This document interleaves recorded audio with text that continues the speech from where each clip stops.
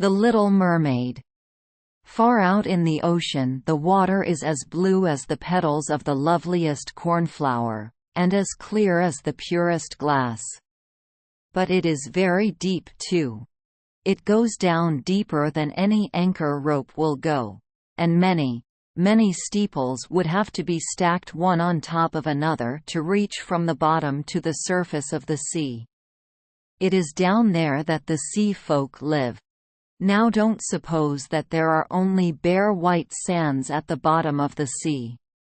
No indeed. The most marvelous trees and flowers grow down there, with such pliant stalks and leaves that the least stir in the water makes them move about as though they were alive. All sorts of fish, large and small, dart among the branches, just as birds flit through the trees up here. From the deepest spot in the ocean rises the palace of the Sea King. Its walls are made of coral and its high-pointed windows of the clearest amber, but the roof is made of mussel shells that open and shut with the tide. This is a wonderful sight to see, for every shell holds glistening pearls, any one of which would be the pride of a queen's crown.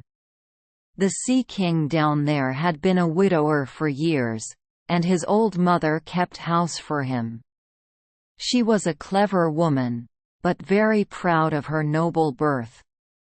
Therefore she flaunted 12 oysters on her tail while the other ladies of the court were only allowed to wear 6. Except for this she was an altogether praiseworthy person. Particularly so because she was extremely fond of her granddaughters, the little sea princesses. They were 6 lovely girls, but the youngest was the most beautiful of them all. Her skin was as soft and tender as a rose petal, and her eyes were as blue as the deep sea, but like all the others she had no feet. Her body ended in a fish tail. The whole day long they used to play in the palace, down in the great halls where live flowers grew on the walls. Whenever the high amber windows were thrown open the fish would swim in, just as swallows dart into our rooms when we open the windows. But these fish, now, would swim right up to the little princesses to eat out of their hands and let themselves be petted. Outside the palace was a big garden, with flaming red and deep blue trees. Their fruit glittered like gold, and their blossoms flamed like fire on their constantly waving stalks. The soil was very fine sand indeed, but as blue as burning brimstone. A strange blue veil lay over everything down there. You would have thought yourself aloft in the air with only the blue sky above and beneath you, rather than down at the bottom of the sea. When there was a dead calm, you could just see the sun, like a scarlet flower with light streaming from its calyx.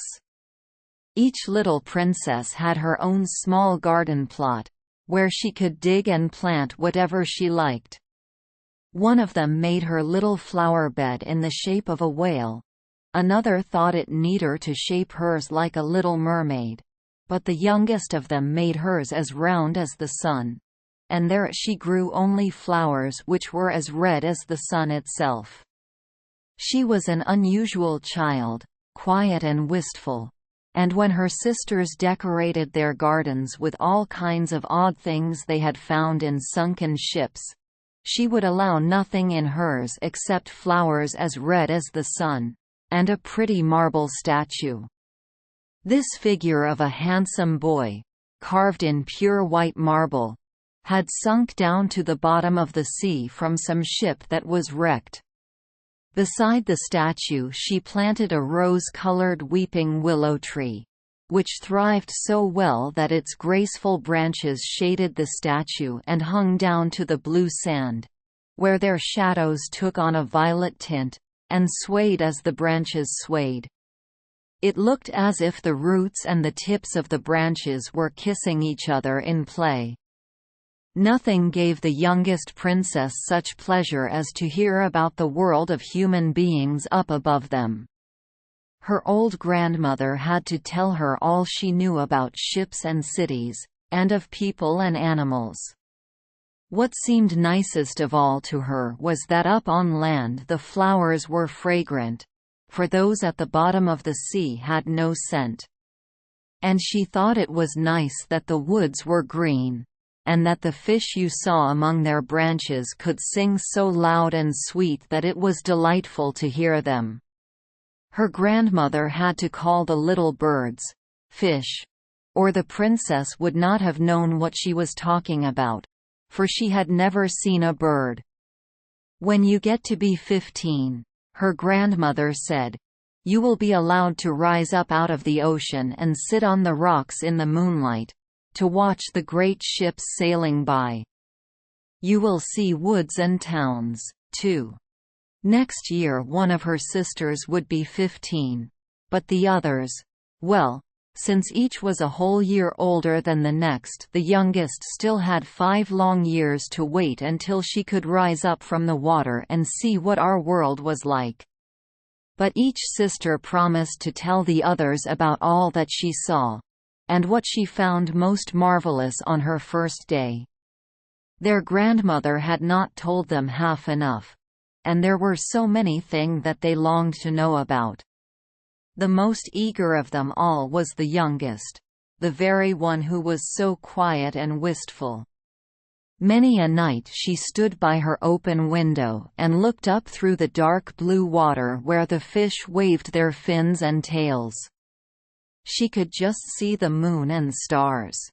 To be sure, their light was quite dim, but looked at through the water they seemed much bigger than they appear to us. Whenever a cloud-like shadow swept across them, she knew that it was either a whale swimming overhead, or a ship with many human beings aboard it.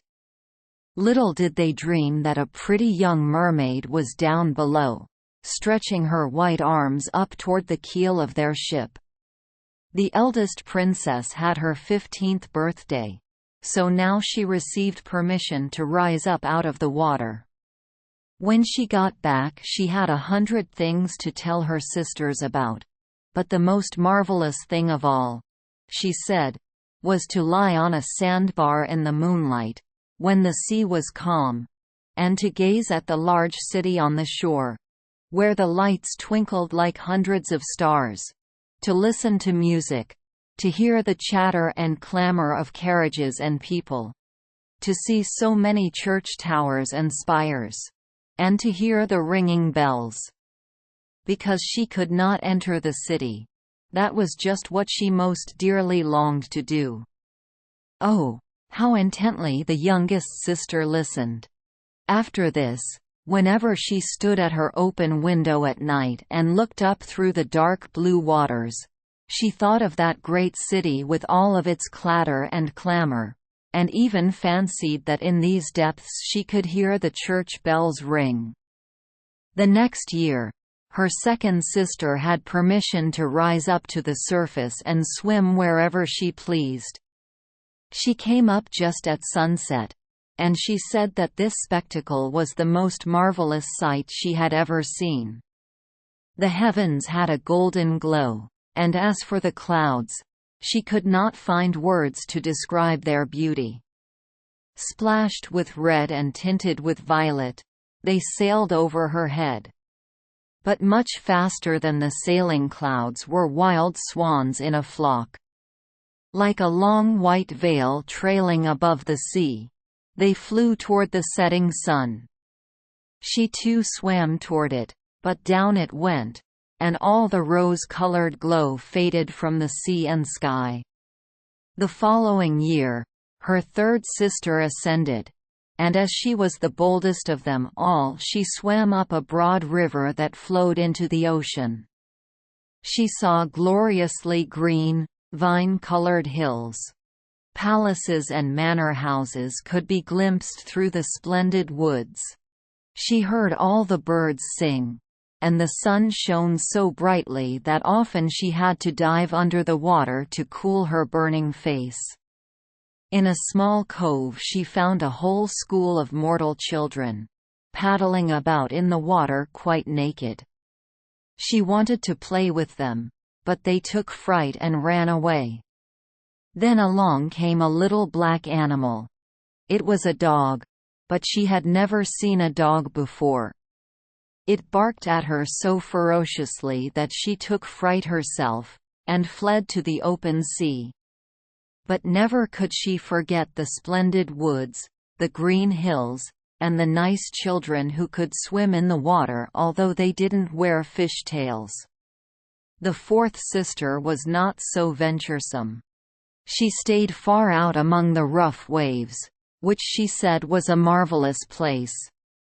You could see all around you for miles and miles, and the heavens up above you were like a vast dome of glass.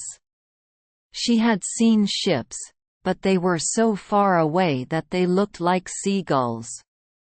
Playful dolphins had turned somersaults, and monstrous whales had spouted water through their nostrils so that it looked as if hundreds of fountains were playing all around them. Now the fifth sister had her turn. Her birthday came in the wintertime, so she saw things that none of the others had seen. The sea was a deep green color, and enormous icebergs drifted about. Each one glistened like a pearl, she said, but they were more lofty than any church steeple built by man. They assumed the most fantastic shapes, and sparkled like diamonds. She had seated herself on the largest one, and all the ships that came sailing by sped away as soon as the frightened sailors saw her there with her long hair blowing in the wind. In the late evening clouds filled the sky. Thunder cracked and lightning darted across the heavens. Black waves lifted those great bergs of ice on high, where they flashed when the lightning struck.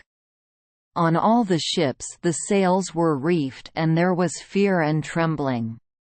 But quietly she sat there, upon her drifting iceberg, and watched the blue forked lightning strike the sea. Each of the sisters took delight in the lovely new sights when she first rose up to the surface of the sea. But when they became grown-up girls, who were allowed to go wherever they liked, they became indifferent to it. They would become homesick, and in a month they said that there was no place like the bottom of the sea, where they felt so completely at home. On many an evening the older sisters would rise to the surface, arm in arm, all five in a row. They had beautiful voices, more charming than those of any mortal beings. When a storm was brewing, and they anticipated a shipwreck, they would swim before the ship and sing most seductively of how beautiful it was at the bottom of the ocean, trying to overcome the prejudice that the sailors had against coming down to them. But people could not understand their song, and mistook it for the voice of the storm. Nor was it for them to see the glories of the deep. When their ship went down, they were drowned, and it was as dead men that they reached the Sea King's palace.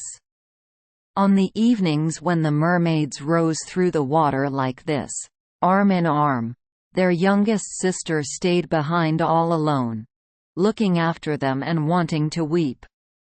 But a mermaid has no tears, and therefore she suffers so much more.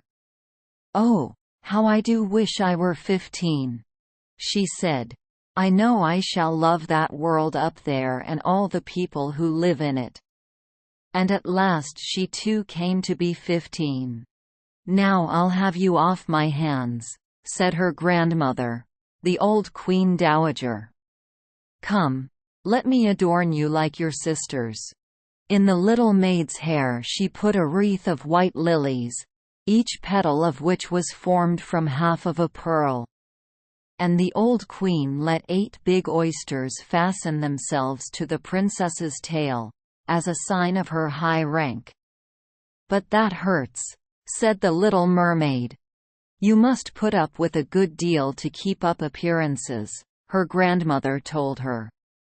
Oh, how gladly she would have shaken off all these decorations, and laid aside the cumbersome wreath.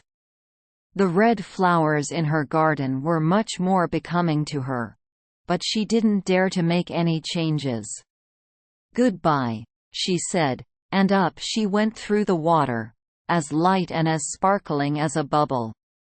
The sun had just gone down when her head rose above the surface, but the clouds still shone like golden roses, and in the delicately tinted sky sparkled the clear gleam of the evening star. The air was mild and fresh and the sea unruffled. A great three-master lay in view with only one of all its sails set, for there was not even the whisper of a breeze, and the sailors idled about in the rigging and on the yards. There was music and singing on the ship, and as night came on they lighted hundreds of such brightly colored lanterns that one might have thought the flags of all nations were swinging in the air. The little mermaid swam right up to the window of the main cabin, and each time she rose with the swell she could peep in through the clear glass panes at the crowd of brilliantly dressed people within. The handsomest of them all was a young prince with big dark eyes. He could not be more than 16 years old. It was his birthday, and that was the reason for all the celebration. Up on deck the sailors were dancing, and when the prince appeared among them 100 or more rockets flew through the air, making it as bright as day. These startled the little mermaid so badly that she ducked under the water. But she soon peeped up again, and then it seemed as if all the stars in the sky were falling around her. Never had she seen such fireworks. Great suns spun around, splendid firefish floated through the blue air, and all these things were mirrored in the crystal-clear sea. It was so brilliantly bright that you could see every little rope of the ship, and the people could be seen distinctly. Oh, how handsome the young prince was! He laughed, and he smiled and shook people by the hand, while the music rang out in the perfect evening. It got very late, but the little mermaid could not take her eyes off the ship and the handsome prince. The brightly colored lanterns were put out, no more rockets flew through the air, and no more cannon boomed. But there was a mutter and rumble deep down in the sea, and the swell kept bouncing her up so high that she could look into the cabin. Now the ship began to sail. Canvas after canvas was spread in the wind. The waves rose high, great clouds gathered, and lightning flashed in the distance. Ah, they were in for a terrible storm, and the mariners made haste to reef the sails. The tall ship pitched and rolled as it sped through the angry sea. The waves rose up like towering black mountains, as if they would break over the masthead, but the swan-like ship plunged into the valleys between such waves, and emerged to ride their lofty heights. To the little mermaid this seemed good sport, but to the sailors it was nothing of the sort. The ship creaked and labored, thick timbers gave way under the heavy blows, waves broke over the ship, the mainmast snapped in two like a reed, the ship listed over on its side, and water burst into the hold. Now the little mermaid saw that people were in peril, and that she herself must take care to avoid the beams and wreckage tossed about by the sea. One moment it would be black as pitch, and she couldn't see a thing. Next moment the lightning would flash so brightly that she could distinguish every soul on board. Everyone was looking out for himself as best he could. She watched closely for the young prince, and when the ship split in two she saw him sink down in the sea. At first she was overjoyed that he would be with her, but then she recalled that human people could not live under the water, and he could only visit her father's palace as a dead man. No, he should not die. So she swam in among all the floating planks and beams, completely forgetting that they might crush her. She dived through the waves and rode their crests, until at length she reached the young prince, who was no longer able to swim in that raging sea. His arms and legs were exhausted, his beautiful eyes were closing, and he would have died if the little mermaid had not come to help him. She held his head above water, and let the waves take them wherever the waves went. At daybreak, when the storm was over, not a trace of the ship was in view. The sun rose out of the waters, red and bright, and its beams seemed to bring the glow of life back to the cheeks of the prince, but his eyes remained closed. The mermaid kissed his high and shapely forehead. As she stroked his wet hair in place, it seemed to her that he looked like that marble statue in her little garden. She kissed him again and hoped that he would live. She saw dry land rise before her in high blue mountains, topped with snow as glistening white as if a flock of swans were resting there.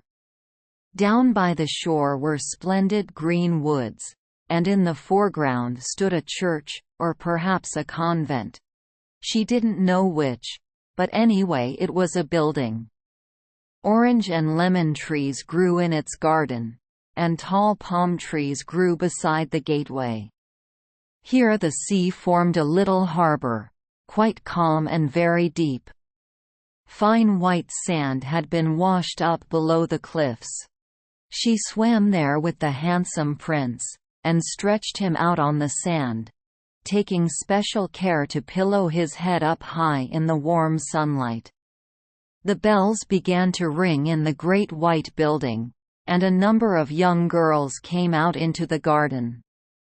The little mermaid swam away behind some tall rocks that stuck out of the water. She covered her hair and her shoulders with foam so that no one could see her tiny face, and then she watched to see who would find the poor prince. In a little while one of the young girls came upon him. She seemed frightened, but only for a minute. Then she called more people. The mermaid watched the prince regain consciousness, and smile at everyone around him. But he did not smile at her, for he did not even know that she had saved him. She felt very unhappy, and when they led him away to the big building she dived sadly down into the water and returned to her father's palace. She had always been quiet and wistful, and now she became much more so. Her sisters asked her what she had seen on her first visit up to the surface, but she would not tell them a thing. Many evenings and many mornings she revisited the spot where she had left the prince. She saw the fruit in the garden ripened and harvested, and she saw the snow on the high mountain melted away, but she did not see the prince, so each time she came home sadder than she had left. It was her one consolation to sit in her little garden and throw her arms about the beautiful marble statue that looked so much like the prince. But she took no care of her flowers now. They overgrew the paths until the place was a wilderness, and their long stalks and leaves became so entangled in the branches of the tree that it cast a gloomy shade. Finally she couldn't bear it any longer. She told her secret to one of her sisters. Immediately all the other sisters heard about it. No one else knew, except a few more mermaids who told no one, except their most intimate friends. One of these friends knew who the prince was. She too had seen the birthday celebration on the ship. She knew where he came from and where his kingdom was. "Come, little sister," said the other princesses. Arm in arm, they rose from the water in a long row, right in front of where they knew the prince's palace stood. It was built of pale, glistening, golden stone with great marble staircases, one of which led down to the sea. Magnificent gilt domes rose above the roof, and between the pillars all around the building were marble statues that looked most lifelike. Through the clear glass of the lofty windows one could see into the splendid halls, with their costly silk hangings and tapestries, and walls covered with paintings that were delightful to behold.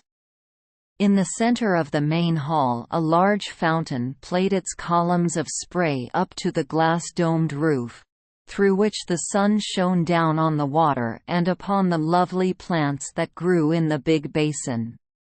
Now that she knew where he lived, many an evening and many a night she spent there in the sea. She swam much closer to shore than any of her sisters would dare venture, and she even went far up a narrow stream, under the splendid marble balcony that cast its long shadow in the water. Here she used to sit and watch the young prince when he thought himself quite alone in the bright moonlight. On many evenings she saw him sail out in his fine boat, with music playing and flags aflutter. She would peep out through the green rushes, and if the wind blew her long silver veil, anyone who saw it mistook it for a swan spreading its wings. On many nights she saw the fishermen come out to sea with their torches, and heard them tell about how kind the young prince was. This made her proud to think that it was she who had saved his life when he was buffeted about, half dead among the waves. And she thought of how softly his head had rested on her breast, and how tenderly she had kissed him, though he knew nothing of all this nor could he even dream of it. Increasingly she grew to like human beings, and more she longed to live among them.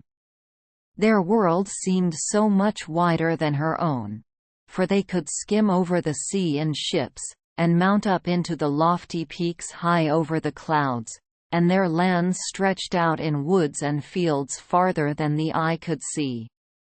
There was so much she wanted to know. Her sisters could not answer all her questions, so she asked her old grandmother, who knew about the upper world, which was what she said was the right name for the countries above the sea.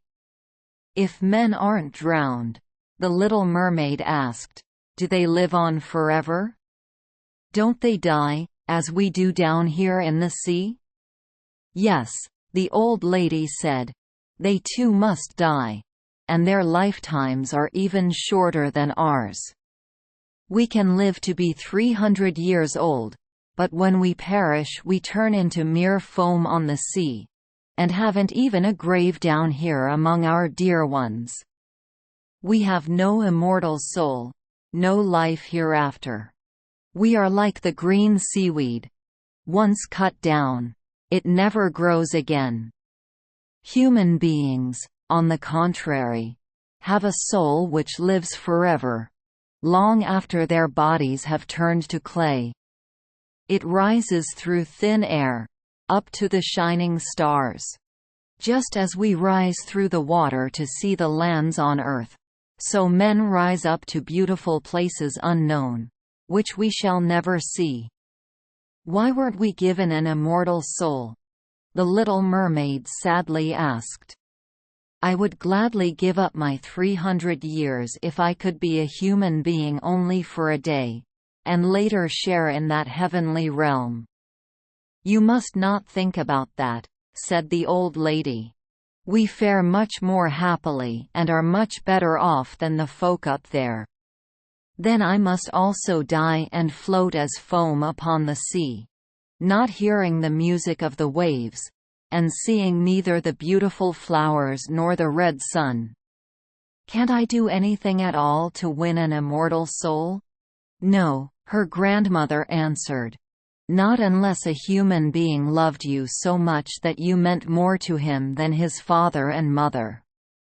If his every thought and his whole heart cleaved to you so that he would let a priest join his right hand to yours and would promise to be faithful here and throughout all eternity, then his soul would dwell in your body, and you would share in the happiness of mankind. He would give you a soul and yet keep his own. But that can never come to pass. The very thing that is your greatest beauty here in the sea, your fishtail, would be considered ugly on land. They have such poor taste that to be thought beautiful there you have to have two awkward props which they call legs. The little mermaid sighed and looked unhappily at her fishtail. "Come, let us be gay," the old lady said. "Let us leap and bound throughout the 300 years that we have to live. Surely that is time and to spare, and afterwards we shall be glad enough to rest in our graves. We are holding a court ball this evening." This was a much more glorious affair than is ever to be seen on earth. The walls and the ceiling of the great ballroom were made of massive but transparent glass. Many hundreds of huge rose-red and grass-green shells stood on each side in rows, with the blue flames that burned in each shell illuminating the whole room and shining through the walls so clearly that it was quite bright in the sea outside. You could see the countless fish, great and small, swimming toward the glass walls. On some of them the scales gleamed purplish-red, while others were silver and gold. Across the floor of the hall ran a wide stream of water, and upon this the mermaids and mermen danced to their own entrancing songs. Such beautiful voices are not to be heard among the people who live on land. The little mermaid sang more sweetly than anyone else, and everyone applauded her. For a moment her heart was happy, because she knew she had the loveliest voice of all, in the sea or on the land. But her thoughts soon strayed to the world up above. She could not forget the charming prince, nor her sorrow that she did not have an immortal soul like his. Therefore she stole out of her father's palace and, while everything there was song and gladness, she sat sadly in her own little garden. Then she heard a bugle call through the water, and she thought, "That must mean he is sailing up there. He whom I love more than my father or mother. He of whom I am always thinking, and in whose hands I would so willingly trust my lifelong happiness. I dare do anything to win him and to gain an immortal soul. While my sisters are dancing here, in my father's palace, I shall visit the sea witch of whom I have always been so afraid. Perhaps she will be able to advise me and help me." The little mermaid set out from her garden toward the whirlpools that raged in front of the witch's dwelling. She had never gone that way before. No flowers grew there, nor any seaweed. Bare and grey, the sands extended to the whirlpools, where like roaring mill wheels the waters whirled and snatched everything within their reach down to the bottom of the sea. Between these tumultuous whirlpools she had to thread her way to reach the witch's waters, and then for a long stretch the only trail lay through a hot seething mire, which the witch called her peat marsh. Beyond it her house lay in the middle of a weird forest, where all the trees and shrubs were polyps, half animal and half plant. They looked like 100-headed snakes growing out of the soil. All their branches were long, slimy arms, with fingers like wriggling worms. They squirmed, joint by joint, from their roots to their outermost tentacles, and whatever they could lay hold of they twined around and never let go. The little mermaid was terrified, and stopped at the edge of the forest. Her heart thumped with fear and she nearly turned back, but then she remembered the prince and the souls that men have, and she summoned her courage. She bound her long flowing locks closely about her head so that the polyps could not catch hold of them, folded her arms across her breast, and darted through the water like a fish, in among the slimy polyps that stretched out their writhing arms and fingers to seize her. She saw that every one of them held something that it had caught with its hundreds of little tentacles, and to which it clung as with strong hoops of steel. The white bones of men who had perished at sea and sunk to these depths could be seen in the polyps' arms. Ships' rudders, and seamen's chests, and the skeletons of land animals had also fallen into their clutches, but the most ghastly sight of all was a little mermaid whom they had caught and strangled. She reached a large muddy clearing in the forest, where big fat water snakes slithered about, showing their foul yellowish bellies. In the middle of this clearing was a house built of the bones of shipwrecked men, and there sat the sea witch, letting a toad eat out of her mouth just as we might feed sugar to a little canary bird.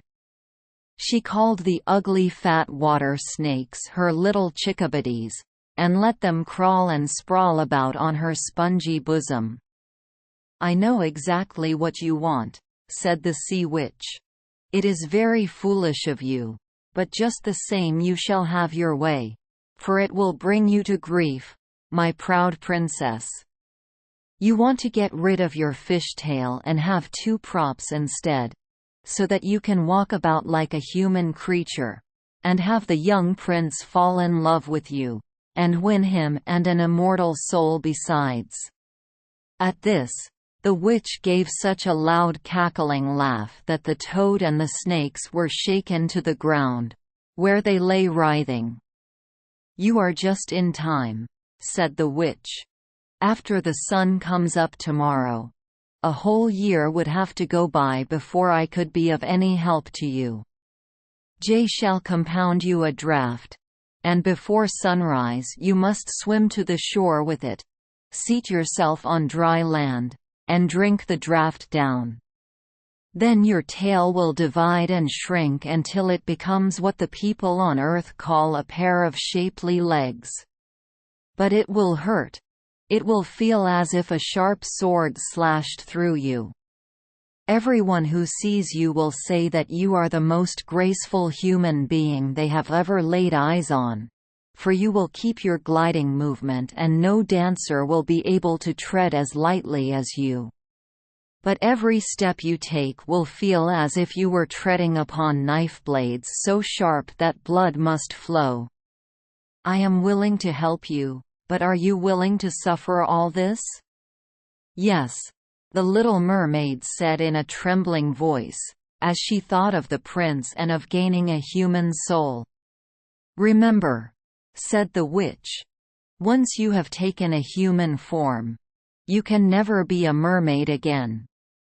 You can never come back through the waters to your sisters, or to your father's palace. And if you do not win the love of the prince so completely that for your sake he forgets his father and mother, cleaves to you with his every thought and his whole heart, and lets the priest join your hands in marriage, then you will win no immortal soul. If he marries someone else, your heart will break on the very next morning, and you will become foam of the sea." "I shall take that risk," said the little mermaid, but she turned as pale as death. "Also, you will have to pay me," said the witch, "and it is no trifling price that I'm asking. You have the sweetest voice of anyone down here at the bottom of the sea, and while I don't doubt that you would like to captivate the prince with it, you must give this voice to me. I will take the very best thing that you have, in return for my sovereign draught. I must pour my own blood in it to make the drink as sharp as a two-edged sword. But if you take my voice," said the little mermaid, "what will be left to me?" "Your lovely form," the witch told her, "your gliding movements, and your eloquent eyes. With these you can easily enchant a human heart, "Well, have you lost your courage? Stick out your little tongue, and I shall cut it off. I'll have my price, and you shall have the potent draught." "Go ahead," said the little mermaid. The witch hung her cauldron over the flames, to brew the draught. "Cleanliness is a good thing," she said, as she tied her snakes in a knot and scoured out the pot with them. Then she pricked herself in the chest and let her black blood splash into the cauldron. Steam swirled up from it, in such ghastly shapes that anyone would have been terrified by them. The witch constantly threw new ingredients into the cauldron, and it started to boil with a sound like that of a crocodile shedding tears. When the draught was ready at last, it looked as clear as the purest water. "There's your draught," said the witch. And she cut off the tongue of the little mermaid, who now was dumb and could neither sing nor talk. "If the polyps should pounce on you when you walk back through my wood," the witch said, "just spill a drop of this brew upon them and their tentacles will break in 1,000 pieces." But there was no need of that, for the polyps curled up in terror as soon as they saw the bright draught. It glittered in the little mermaid's hand as if it were a shining star. So she soon traversed the forest, the marsh, and the place of raging whirlpools. She could see her father's palace. The lights had been snuffed out in the great ballroom, and doubtless everyone in the palace was asleep, but she dared not go near them, now that she was stricken dumb and was leaving her home forever. Her heart felt as if it would break with grief. She tiptoed into the garden, took one flower from each of her sister's little plots, blew 1,000 kisses toward the palace, and then mounted up through the dark blue sea. The sun had not yet risen when she saw the prince's palace. As she climbed his splendid marble staircase, the moon was shining clear. The little mermaid swallowed the bitter, fiery draught, and it was as if a two-edged sword struck through her frail body. She swooned away, and lay there as if she were dead. When the sun rose over the sea, she awoke and felt a flash of pain, but directly in front of her stood the handsome young prince, gazing at her with his coal-black eyes. Lowering her gaze, she saw that her fishtail was gone, and that she had the loveliest pair of white legs any young maid could hope to have. But she was naked, so she clothed herself in her own long hair. The prince asked who she was, and how she came to be there. Her deep blue eyes looked at him tenderly but very sadly, for she could not speak. Then he took her hand and led her into his palace. Every footstep felt as if she were walking on the blades and points of sharp knives, just as the witch had foretold, but she gladly endured it. She moved as lightly as a bubble as she walked beside the prince. He and all who saw her marveled at the grace of her gliding walk. Once clad in the rich silk and muslin garments that were provided for her, she was the loveliest person in all the palace, though she was dumb and could neither sing nor speak. Beautiful slaves, attired in silk and cloth of gold, came to sing before the prince and his royal parents. One of them sang more sweetly than all the others, and when the prince smiled at her and clapped his hands, the little mermaid felt very unhappy, for she knew that she herself used to sing much more sweetly. "Oh," she thought, "if he only knew that I parted with my voice forever so that I could be near him." Graceful slaves now began to dance to the most wonderful music. Then the little mermaid lifted her shapely white arms, rose up on the tips of her toes, and skimmed over the floor. No one had ever danced so well. Each movement set off her beauty to better and better advantage, and her eyes spoke more directly to the heart than any of the singing slaves could do. She charmed everyone, and especially the prince, who called her his dear little foundling. She danced time and again, though every time she touched the floor she felt as if she were treading on sharp-edged steel. The prince said he would keep her with him always, and that she was to have a velvet pillow to sleep on outside his door. He had a page's suit made for her, so that she could go with him on horseback. They would ride through the sweet-scented woods, where the green boughs brushed her shoulders, and where the little birds sang among the fluttering leaves.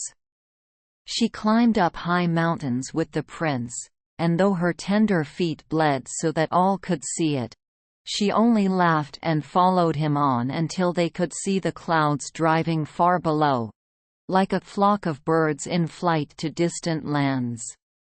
At home in the prince's palace, while the others slept at night, she would go down the broad marble steps to cool her burning feet in the cold sea water, and then she would recall those who lived beneath the sea. One night her sisters came by, arm in arm, singing sadly as they breasted the waves. When she held out her hands toward them, they knew who she was, and told her how unhappy she had made them all. They came to see her every night after that, and once far, far out to sea, she saw her old grandmother, who had not been up to the surface this many a year. With her was the Sea King, with his crown upon his head. They stretched out their hands to her, but they did not venture so near the land as her sisters had. Day after day she became more dear to the prince, who loved her as one would love a good little child, but he never thought of making her his queen. Yet she had to be his wife or she would never have an immortal soul, and on the morning after his wedding she would turn into foam on the waves. "Don't you love me best of all?" The little mermaid's eyes seemed to question him, when he took her in his arms and kissed her lovely forehead. "Yes, you are most dear to me," said the prince, "for you have the kindest heart. You love me more than anyone else does. And you look so much like a young girl I once saw but never shall find again.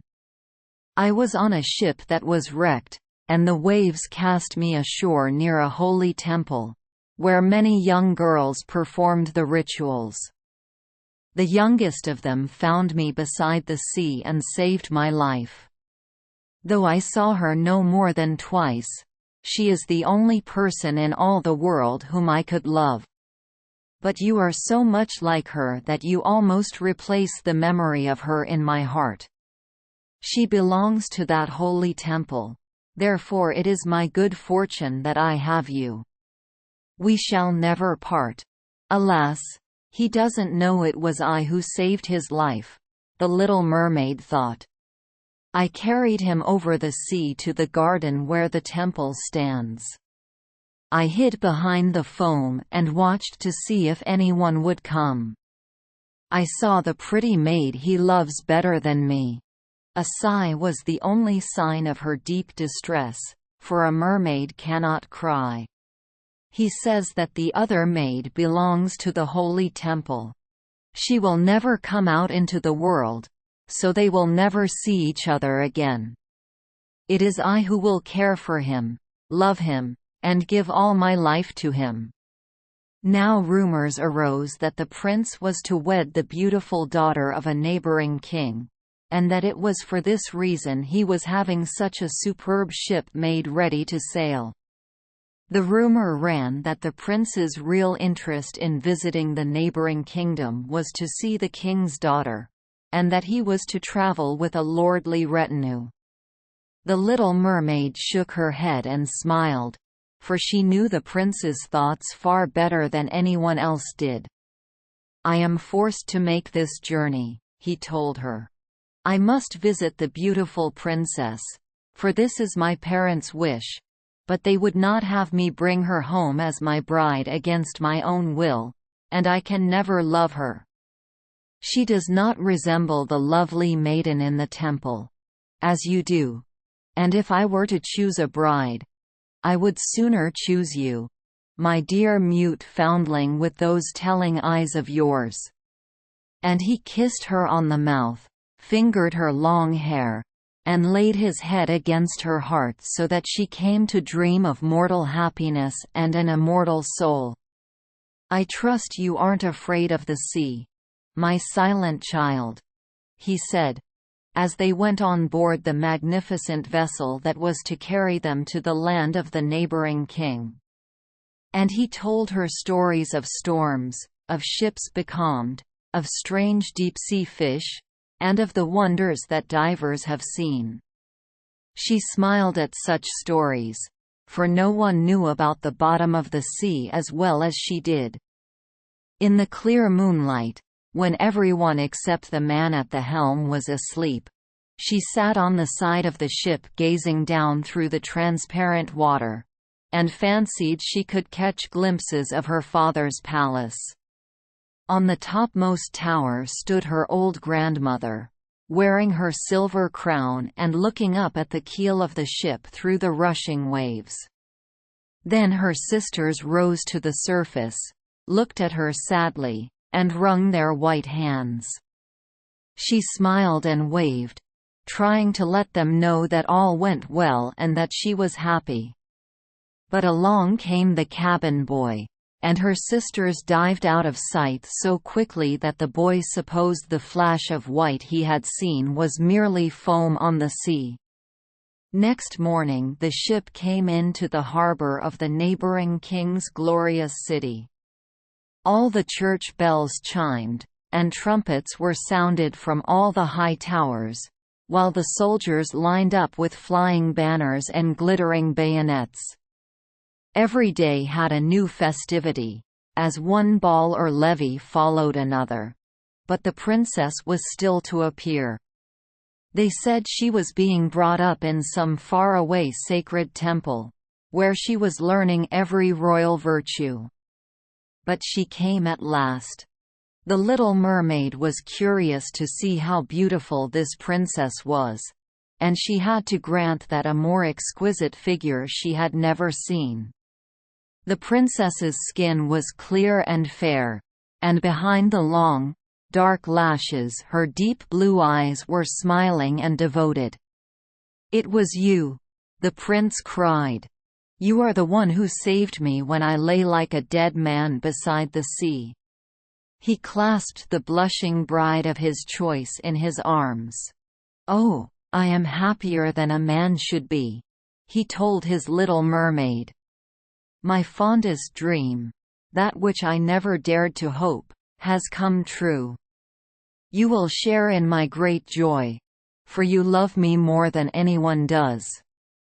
The little mermaid kissed his hand and felt that her heart was beginning to break. For the morning after his wedding day would see her dead and turned to watery foam.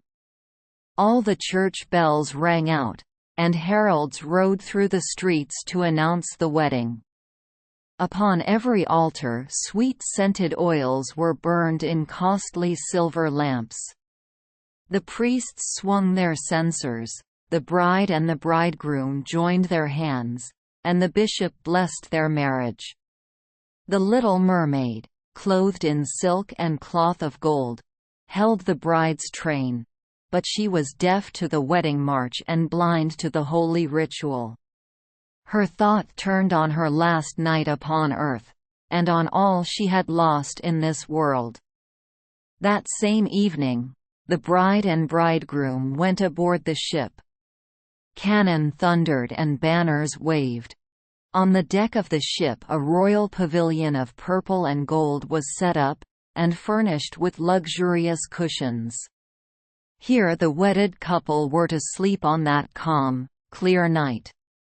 The sails swelled in the breeze, and the ship glided so lightly that it scarcely seemed to move over the quiet sea. All nightfall brightly colored lanterns were lighted, and the mariners merrily danced on the deck. The little mermaid could not forget that first time she rose from the depths of the sea and looked on at such pomp and happiness. Light as a swallow pursued by his enemies, she joined in the whirling dance. Everyone cheered her, for never had she danced so wonderfully. Her tender feet felt as if they were pierced by daggers, but she did not feel it. Her heart suffered far greater pain. She knew that this was the last evening that she ever would see him for whom she had forsaken her home and family, for whom she had sacrificed her lovely voice and suffered such constant torment, while he knew nothing of all these things. It was the last night that she would breathe the same air with him, or look upon deep waters or the star fields of the blue sky. A never-ending night, without thought and without dreams, awaited her who had no soul and could not get one. The merrymaking lasted long after midnight, yet she laughed and danced on despite the thought of death she carried in her heart. The prince kissed his beautiful bride and she toyed with his coal-black hair. Hand in hand, they went to rest in the magnificent pavilion. A hush came over the ship. Only the helmsman remained on deck as the little mermaid leaned her white arms on the bulwarks and looked to the east to see the first red hint of daybreak, for she knew that the first flash of the sun would strike her dead. Then she saw her sisters rise up among the waves. They were as pale as she, and there was no sign of their lovely long hair that the breezes used to blow. It had all been cut off. "We have given our hair to the witch," they said, "so that she would send you help, and save you from death tonight. She gave us a knife. Here it is. See the sharp blade. Before the sun rises, you must strike it into the prince's heart, and when his warm blood bathes your feet they will grow together and become a fish-tail. Then you will be a mermaid again, able to come back to us in the sea, and live out your 300 years before you die and turn into dead salt sea foam. Make haste. Here you must die before sunrise. Our old grandmother is so grief-stricken that her white hair is falling fast, just as ours did under the witch's scissors. Kill the prince and come back to us. Hurry! Hurry! See that red glow in the heavens. In a few minutes the sun will rise and you must die." So saying, they gave a strange deep sigh and sank beneath the waves. The little mermaid parted the purple curtains of the tent and saw the beautiful bride asleep with her head on the prince's breast. The mermaid bent down and kissed his shapely forehead. She looked at the sky, fast reddening for the break of day. She looked at the sharp knife and again turned her eyes toward the prince, who in his sleep murmured the name of his bride. His thoughts were all for her, and the knife blade trembled in the mermaid's hand. But then she flung it from her, far out over the waves. Where it fell the waves were red, as if bubbles of blood seethed in the water. With eyes already glazing, she looked once more at the prince, hurled herself over the bulwarks into the sea, and felt her body dissolve in foam. The sun rose up from the waters. Its beams fell, warm and kindly, upon the chill sea foam, and the little mermaid did not feel the hand of death. In the bright sunlight overhead, she saw hundreds of fair ethereal beings. They were so transparent that through them she could see the ship's white sails and the red clouds in the sky. Their voices were sheer music, but so spirit-like that no human ear could detect the sound, just as no eye on earth could see their forms. Without wings, They floated as light as the air itself. The little mermaid discovered that she was shaped like them, and that she was gradually rising up out of the foam. "Who are you, toward whom I rise?" she asked, and her voice sounded like those above her, so spiritual that no music on earth could match it. "We are the daughters of the air," they answered. "A mermaid has no immortal soul, and can never get one unless she wins the love of a human being.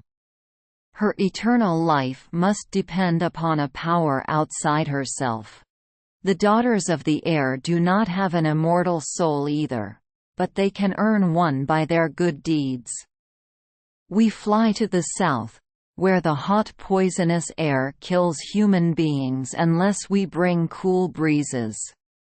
We carry the scent of flowers through the air, bringing freshness and healing balm wherever we go. When for 300 years we have tried to do all the good that we can, we are given an immortal soul and a share in mankind's eternal bliss. You, poor little mermaid, have tried with your whole heart to do this too. Your suffering and your loyalty have raised you up into the realm of airy spirits, and now in the course of 300 years you may earn by your good deeds a soul that will never die." The little mermaid lifted her clear bright eyes toward God's sun, and for the first time her eyes were wet with tears. On board the ship all was astir and lively again. She saw the prince and his fair bride in search of her.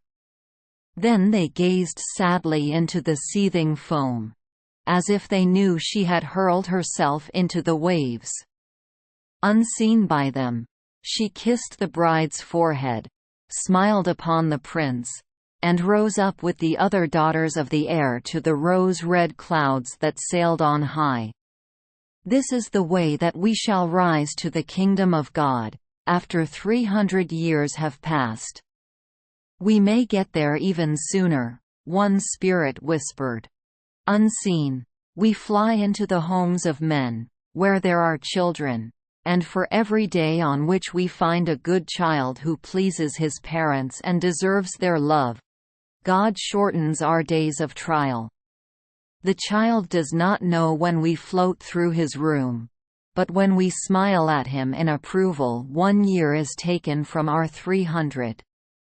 But if we see a naughty, mischievous child we must shed tears of sorrow, and each tear adds a day to the time of our trial.